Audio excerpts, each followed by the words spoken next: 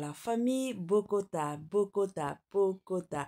Dossier sur dossier, affaire sur affaire, makambo sur makambo bandekonanga, koya kolala kolamukana ya somo, koya kolala kolamukana ya koinda, koya kolala kolamukana ya kobeba, sava inda, ezo inda, eza ya koinda, nandenge moko ya somo.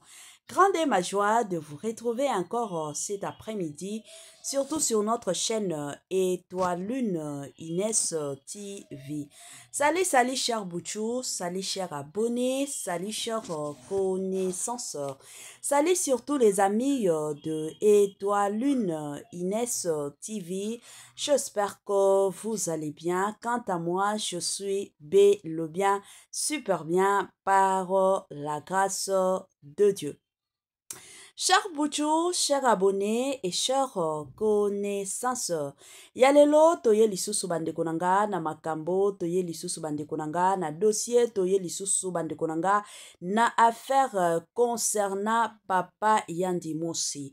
Koyaka kolala kolamuka bandekonanga na ba dossier ya Papa Yandi Mosi, kolala kolamuka na ba situation, kolala kolamuka na ba circonstances concernant comédien Yandi Mosi. Nini e komeli ye. Avant na ya kokota na mozindo ya nini e komeli ye, bandeko nanga ekozala bien na yana nou ko sensibiliser bandeko na biso nyonso ya sika. En tout cas, si c'est la toute première fois ya kokota penza na chaîne na biso, chaîne moko kitoko, chaîne ya ba analyse somme, chaîne moko ya ba information pas possible. Je vous prierai surtout de vous abonner. Année ya Sika, solo ya Sika, agrandissement des troisième jambes, qui mobile ye salakate, pe ezamu kie, mama azo sepelate na mbetu, na gavke, elamu pe feti ezongi, ba mama ona ba problème ye ya mabota, myome, fibro, trompe, kiss, règle abondante, ménopause, ata okomi na 65 ans, mama okobota mwana, yoka bien, dépression, maladie mentale, autisme, ata mwana alobaka te, mokulu makasi, tope alalaka te, tozali na solution, na gavker, bona loposo, totikali sima te, vergete, babengi nduta, bouton, tache, 5 jours ya bamba, oteli lokola lilala, teint uniforme, tozali na gamme complète, ya kopakola, ya injection, ya comprimé, ya suppositoire, esengo ezali, mama, olingi ovimbisa, tolope sima, sans opération, benga biso na lombango, papa, mama, yo oyo otungisama mina maladie ya hémorroïde interne topé externe yoka na 2 jours ya bamba omoni changement ya solo ebongo na bokono ya diabète AVC tension topé obésité gavker golo solution perte de poids naturellement okokota salle de sport teo kisi ya comprimé pe injection na gavker ozongi mobimba. Ba produit na biso ezali 100% naturel et salemi na ba plan ba industrie ya Allemagne pe Angleterre na gavker oko sepela. La santé n'a pas de prix, la famille, la santé n'a pas de prix, batela santé, soki oko batela santé na yote, mutu moko te akotikala ko batela santé na yote. Eza toujours ya motuya, eza toujours ya malamu en tant que mutu koyebaka surtout et encore ndenge nini ya kobate la santé na yo. Good news, bonne nouvelle, sango ya malamu la famille habari njema.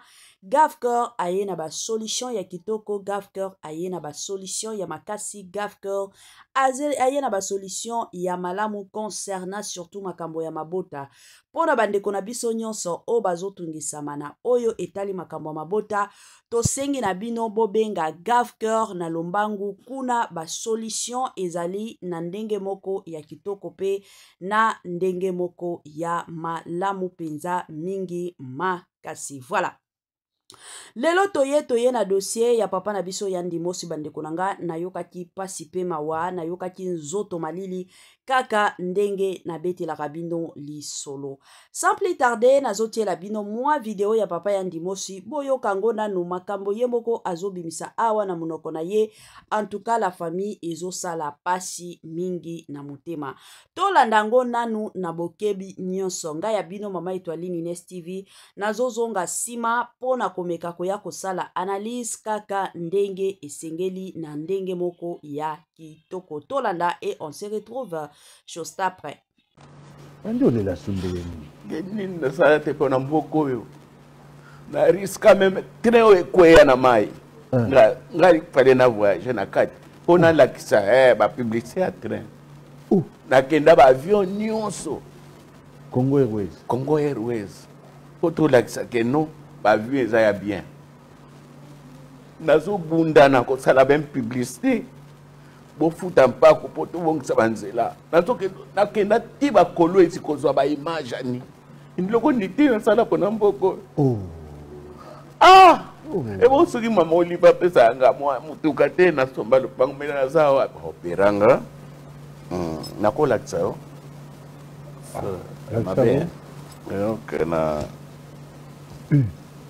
Donc, opération moko ezate ke o ya manene.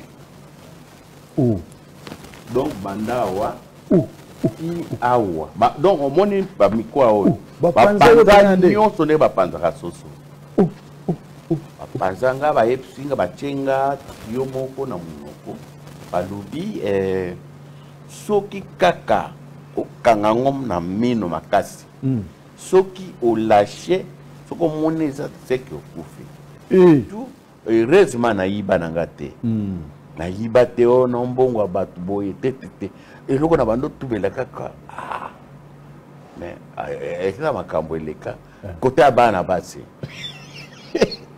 wana nde kote na bando tubela nga be eza na mwana mwatu mosusu aya kokosanga opesanga mbongo tosala boye tolongola te kabi ezalaki yanga te vraiment nzambe elimbisanga oyo aboma ya ye natubeli otubeli ya makambo bazemi nyonso na nini na kofinga bato na fingaki na banani infirmière baye tala fière bazwi bamoni mpenza kizengi na bango bazokende otya na mort nadra mibale oyo ya makolo deja atyenga ya motu aye kaka kazokitisaka boye wili loboko esala boye nalongoli dra na kofi te tika boye lokwa na filme bakomedi yango ya kopesa bamituka baza ebele 65,000 nakenda kosomba wana eza bidja mboka te basali ndenge nini bazobenga moko na bao baza na poto bameta bajani oyo bakufaki wana aye pazwaka jip non ba 10,000 te basomba te yani moto asombi prado yango oyo ebongo nini na okende osombela nini 10,000 apesa pena bango tu ba 10,000 bato nyonso ndenge baza wana bacomédien oyo atetembe ayamba yawa image oyo otie oyo atie totie nakomema bao likolo siko na ngana yeba ben okende ozwela mbongo wapi moto afinansa clip wana mama nzuzi ya mbongo impère comprendre na comprendre wana impère ezolimwa fale kolamusa impère yango moni kombo wana place oyo na nini oyo na sala dollar na tikana nini omoni soko bolongwe mbanza ngungu avant bokoma kisantu oyo kitabu we kita na kisantu mwamba mboka moko basala droite boye de place wana kene na sengi mero wana na tikalika na chaussette na ya azosala ba azokombola azolamba kwanga ona lwa dollar oyo lakisaki ezalaki ndo soki mama Chibola vraiment aza motema mabe naosenga na nzambe jour akokufa avire kota Satan o dossier na ngai ye penza mutakange yango vérité mama Chibola yoka na nkombo entre ngalo lobe Chibola jour akokufa nzambe avire kota Satan non nakomi na niveau wana nakomi na niveau wana na DG toza na plateau na yebisi okenda tosala campagne malade. Voilà, de retour, Nabandi Ebela Batoto, Tiko Yoka, Yandi Mosi, Makambo, Alobi na ebandeli, combien a souffra na musala na ye oyo, awa sikoyo, apesi mwa ba explication, ya ba musala na bango ndenge basalaka, ya ndenge abando voyager, ya ndenge babande kozwa bambongo, Yandi Mosi alobi mutu penza asunga ye ti ayaki kosomba mwa lupango na mwa mutuka eza bambongo ya mama Olive. Kote wana en tout cas to kumisaka penza mama Olive makasi, kana lobaka toujours soki mutu asala bolamu mosusu totalaka kaka mabe na ye te. Biso bakongole mingi tozalaka kaka soki mutu asala mwa eloko tokomi kotala kaka mabe na ye, totalelaka lisusu bolamu na ye te. Tozalaka kaka focaliser mingi na mabe na ye, mais mosusu faut totalaka pe mwa bolamu mutu asalaki eza mwa bongo. Alors na dossier oyo ya mama Olive, na dossier oyo plutôt eza kutota ya mama Olive te, ya papa na biso Yandi Mosi bandeko nanga, eloko kana kolinga pe koya kobakisa eza pona bandeko na biso ya ba comédien. Na ye kopesa ka conseil, s'il vous plaît bandeko ya ba comédien o bolanda mama Étoiline Ines TV, je sais que vous êtes nombreux oyo bozalaka aba abonné na chaîne na biso ya Étoiline Ines TV. Alors na sengi na bino bomoni tango ba opportunité ezomonana na vie ezalaka moma pe occasion ya ko saisir ba opportunité wana. Bozela te ke non tokola pour que to sala makambo minene te. Bosala tango ba opportunité ezomonana. Je me rappelle ezala bato ebele o balanda témoignage ya papa na biso seki encore. Oya yembaka miziki ya Nzambe Denis Ngombe. Denis Ngonde. Na bandi ebela bato balanda témoignage ka na chaîne na biso na yaki kotia témoignage na ye ndenge abando lobaki no azalaka ta na lupango te. Pourquoi? Parce que eza na ba opportunité oyo ya na vie na ye, ba opportunité wana ye de son côté atikala ko saisir ango na maboko te. Pourquoi? Parce que abanda ye kozela ke non ba opportunité mosusu ekoya.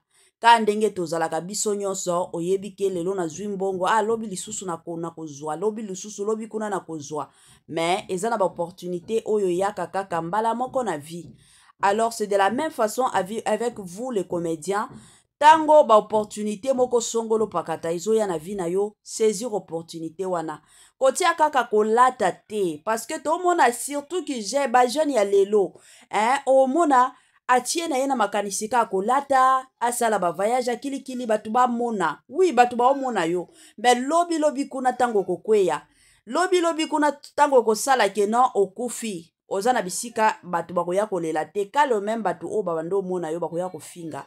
Bakoya koloba o penza zoba mutu andenge nini na bambongo o nyonso bandaki kozwa mutu oyo penza aza mutu akovanda te ke non lelo oyo aza na eloko te.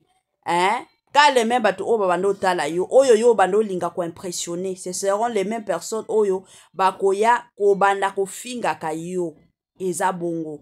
Alors bozala kamayele wana na otala ta ba comédienne ya basi bino ba comédienne lelo to mona ba mosusu bazobala ba coquette ça malgré ba makambo oyo ezoleka sur les réseaux sociaux concernant kindumba mobali na ye to mona ki pe mobali ayaki ko senga bolimbisi ba humiliation wana nyonso a garda toujours identité na ye ya kozala femme mariée, azomi pesa toujours respect a boyi na ye makambo ya kindumba, a continuer toujours kozala na relation na mobali na ye. Pourquoi? Parce que ayebi ke lelo mokili ekoki kobimisa nyonso na poasa pona mobali, mais lobi soki kanga na boyi mobali bamoni nga na mobali oyo lobi kuna na mobali oyo ka le même bato o babimisa poasa mobali na ye, ka le même bato bakozala le même bato o bakoya ko juger ye.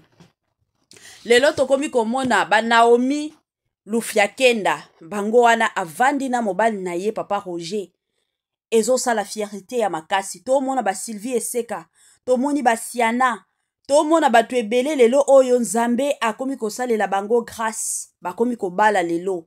De la même façon na bino mosusu tokomi komona pe ba mosusu eza kaka matalana bakende boye batia maquillage wana nyonso ezalaka toujours na suka. Topesaka toujours exemple botala bayaya na bino botala bayaya bozana bayaya na bino kuna babando tia tioko ndeko tia choko baza peme lelo ya kosakana te, mais bote na bango nyonso esili. Imagine bana basi wana soki babalaki me lelo o baza na bandako ya mabala. Lelo tokoya kopesa par exemple neti ya ba Bellevue Kandi. Ye wana mwasi ya papa Dani otala Bellevue okumisi nzambe. Otala penza Bellevue ndenge akomi kongala. Neti mwana muke neti mwana moko ya ba 25 ans 26 ans. Pourquoi? Parce que andima na ye mobali. Andima na ye babala ye. Aboya na ye kokota na baluwenge ya batu mosusu o bakota na ba théâtre.